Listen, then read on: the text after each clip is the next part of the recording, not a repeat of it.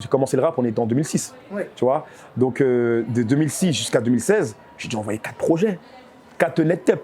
Ce qui veut dire que tu envoies une net tape, ça marche, mais vite fait. 2, 3, 4, au bout de la 4e, tu te dis, vas-y, les gens, je pense qu'ils vont jamais. Le clip, il a atteint 10 millions de vues. Ces mêmes personnes qui n'ont pas voulu mettre leur tête, ils m'ont dit, culotté. J'aurais dû mettre ma tête, frérot, je regrette. Putain, dommage que ma daronne, elle m'a envoyé acheter des courses. Tu dois être, t'inquiète. Tierson. 7-0 c'est la vie, voiture allemande c'est la vie. Je me réjouis tué pour la mif, sans hésiter je peux rafaler. Tu te plains de dormir dans le salon, frère moi j'ai dormi dans le grenier. Bienvenue dans Tierson. Aujourd'hui, on reçoit un invité très spécial. On le surnomme DABS, Dabs est dans la maison, Ça merci va, quoi. beaucoup. On va revenir un petit peu sur ta vie, ton parcours, Ouais. ta musique. On sait, je pense, tous que tu viens de Sevran. Mm. Mais première petite question, qu'est-ce qu'on écoutait chez toi à la maison? Mais quand j'étais plus jeune, on va dire que les parents, ils écoutaient beaucoup les sons maliens. Donc on va dire qu'ils écoutaient du Salif Keita, du Diabidoua.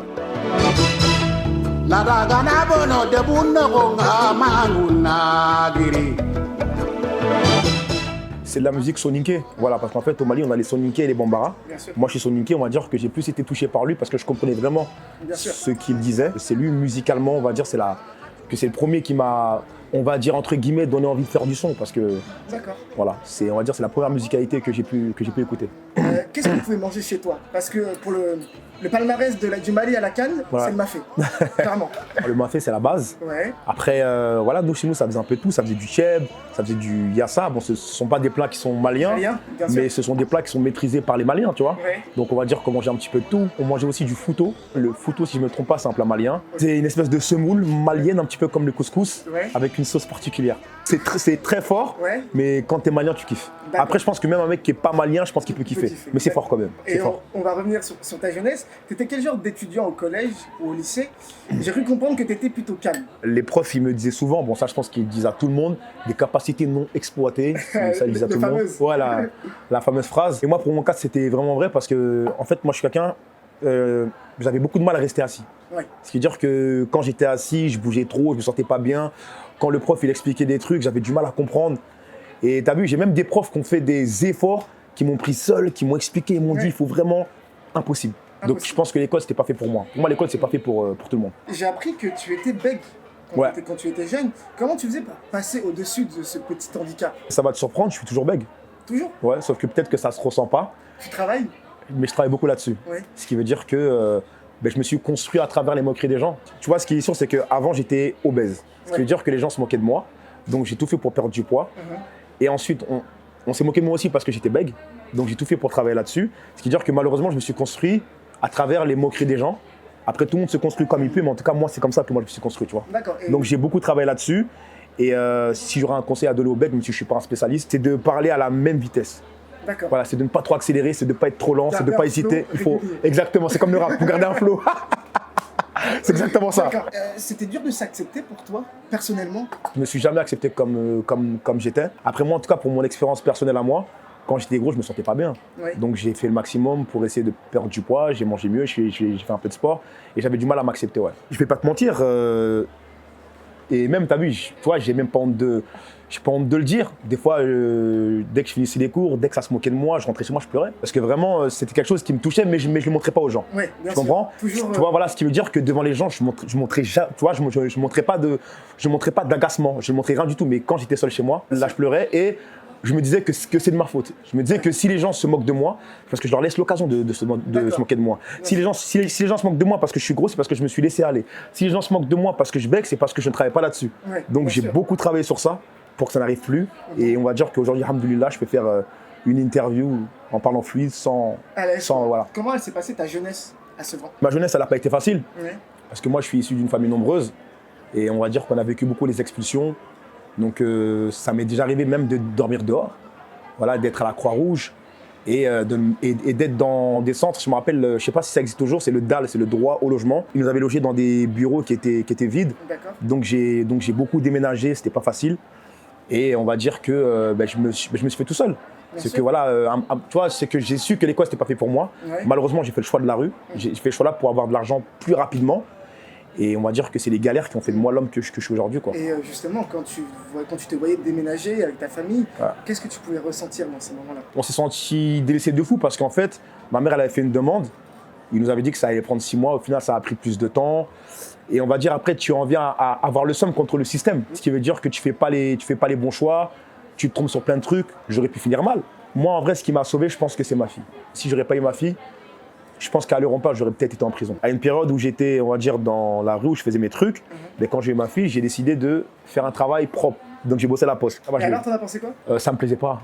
Parce que moi, j'ai du mal avec l'autorité. Ce qui veut dire que j'ai du mal à ce qu'une personne me dise il faut que tu te lèves à telle heure, il faut que tu fasses ça à telle heure. T'as vu, tu vois, moi, je sais pas. Je pourrais pas t'expliquer, mais j'ai du mal avec l'autorité. Et à quel moment de ta vie tu t'es dit que la musique allait être l'option numéro 1? Tu disais que c'était une décision qui était arrivée à 16 piges avec les moqueries des potes. Ouais, parce qu'en fait, j'ai commencé à écrire très tôt, mais j'ai fait mon premier morceau, on va dire 3 ans plus tard. C'est-à-dire que j'ai commencé à écrire à 13 piges. Vas-y, les gens me disaient que tu vas jamais percer, tu crois t'es qui, on a grandi avec toi, ça marchera jamais, tu vois.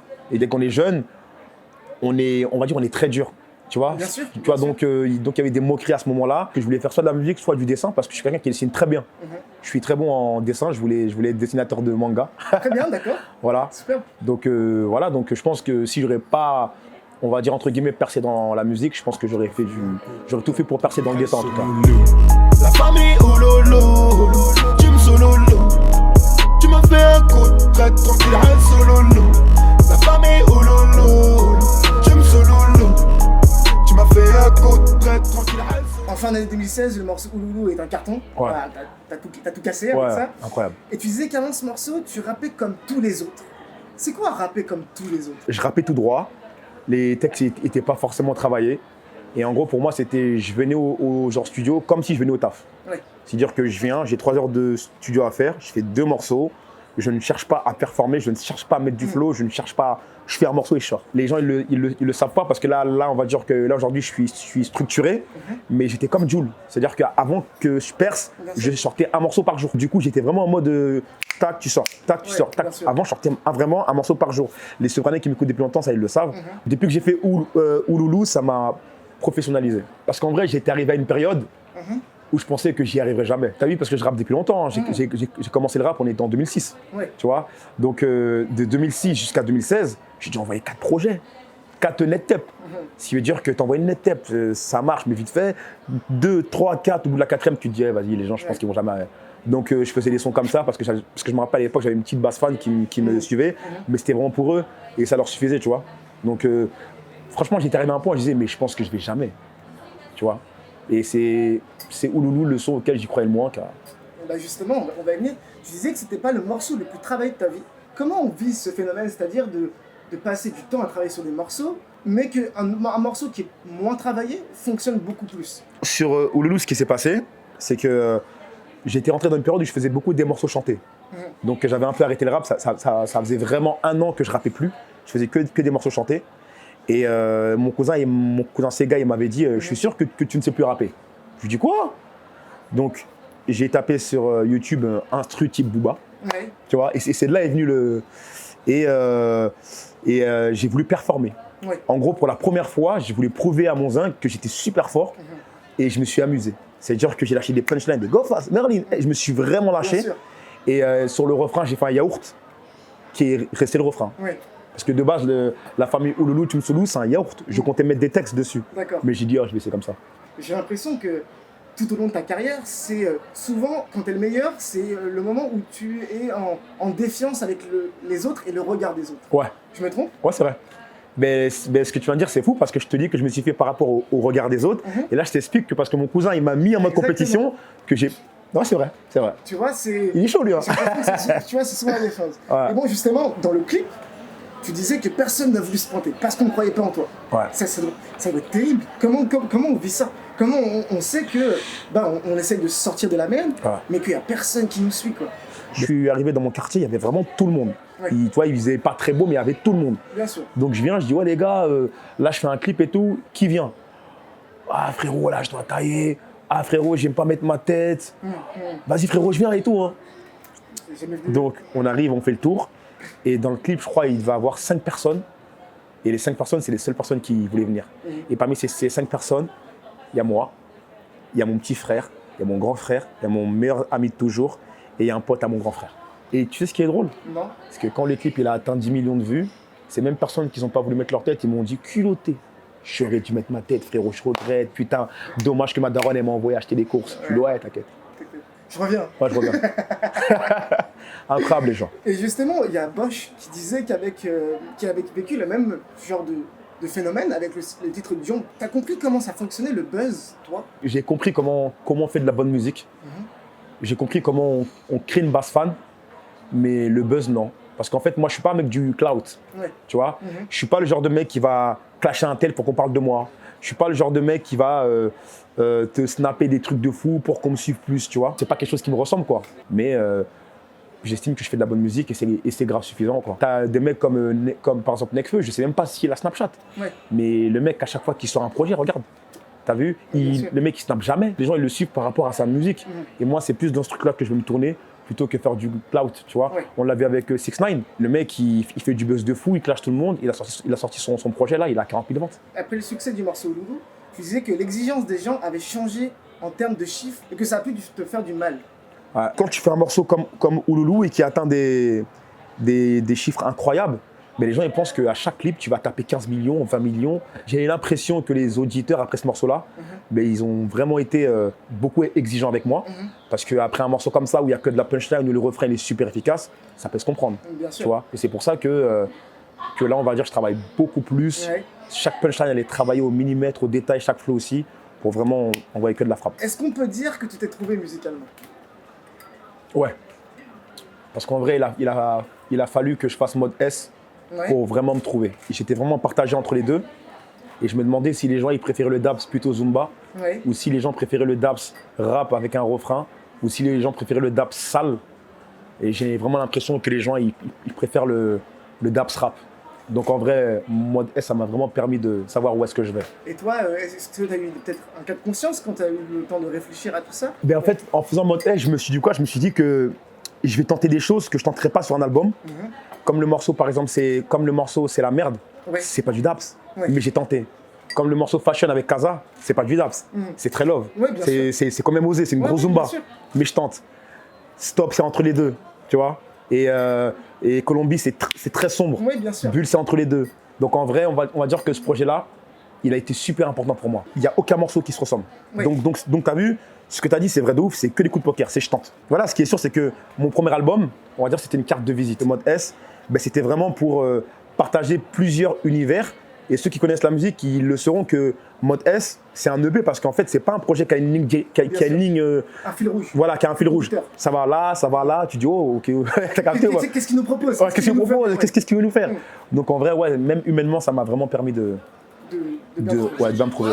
Je suis armé, reste cool, hustle, loulou, get ABS, ouais. Ouais les gros, je suis dans le bug, tâche d'affaire de la monnaie. Tous ces mecs sur des putes, pas de parole, je m'en vais. Récemment, il y a Jules qui a lancé 13 bandes organisées. C'est bête, mais il y a presque un an, il y a Fianso qui avait fait la même chose avec 93, avec 93 Empire. Tu penses qu'il est là l'avenir du rap? Pour moi, ce que Fianso il a fait, de faire 9-3 Empire, pour moi, c'était une très bonne idée. Parce que moi, je suis pour que les gens, on va dire qu'ils collaborent ensemble. Parce qu'il ne faut pas oublier qu'il y avait une époque où vraiment le rap s'était fermé. C'est-à-dire que tu avais Rof, Booba, Cynic, ou Rof, Booba, Lafouine, tu n'avais rien d'autre. Tu comprends? Bien sûr. Et les gens ne se mélangeaient pas, c'est-à-dire qu'ils faisaient des feats avec leurs potes, ça ne se mélangeait pas trop. Donc pour moi, les gens comme Fianso qui font ça, ou les gens comme Jules qui font ça, pour moi, c'est les gens qui font avancer la culture, tu vois. Oui, bien sûr. Donc moi, j'ai beaucoup de respect pour les gens qui font ce genre de choses-là. Le fait de participer à ce genre de projet collectif, est-ce que on sent qu'il y a une puissance en plus? Est-ce qu'il y a tu sens qu'il y a quelque chose en plus? Ouais, parce que tu te dis que sur ce projet-là, il y aura plusieurs grosses têtes, tu te dis qu'il y aura lui, et tu as envie d'être le meilleur en fait. Ouais. Tu vois. Donc on va dire que c'est de la compétition qui est positive. Quelle est ta relation avec Dahuzi? Bon, vous êtes tous les deux de Sevran. Ouais. Quel genre de relation vous entretenez tous les deux? Je vais pas dire que c'est artistique, c'est un mec de ma cité. Oui, bien sûr. Tu vois, C'est un donc, pote, quoi. tu vois donc en vrai, je le vois même pas en tant qu'artiste, Ouais. je le vois en tant qu'un mec de mon check et on s'entend bien. Et en plus, il fait du son comme moi, c'est lourd de Ouais, ouf. bien sûr. Tu vois. Et justement, quand on se retrouve en cabine avec un poteau, Voilà. comment ça se passe? Et ben franchement, t'as vu, quand on est. Moi, ce que j'aime bien avec DAUZI, et c'était pareil avec Maës, c'est qu'en fait, quand on est au check, quand on est au studio, on est en mode studio. Ce qui veut dire on n'est pas dans la rigolade, on veut vraiment faire un morceau lourd. Oui. Ce qui veut dire qu'on est concentré. Et quand le morceau il est genre fini, on est en mode lourd le morceau qu'on a fait, t'as vu, stylé, et là on commence à parler. Ouais. C'est-à-dire qu'on est vraiment sur le travail. Quand je fais le feat avec DA, ce qui se passe, c'est que on choisit la prod, on fait la top line avant, et je fouille dans mon carnet à punchline. Je me dis, bon, ça rentrerait bien, ça rentre bien, ça rentre bien, ça rentre bien. Et j'écris le texte, ensuite je rentre les punchlines dedans. En fait, c'est vraiment comme une machine. On le sait, tu es un mec de punchline. Et j'en ai noté une particulière sur Fake Love, Ouais. sur mode S. Moi, je suis vrai comme Malcolm, elle est remplie de chichi, je ne peux pas aimer ses heures. Ouais. Merde, Elle est pas mal celle-là. elle tue. Elle tue celle-là. Comment tu travailles tes punchlines justement? C'est de l'instinct.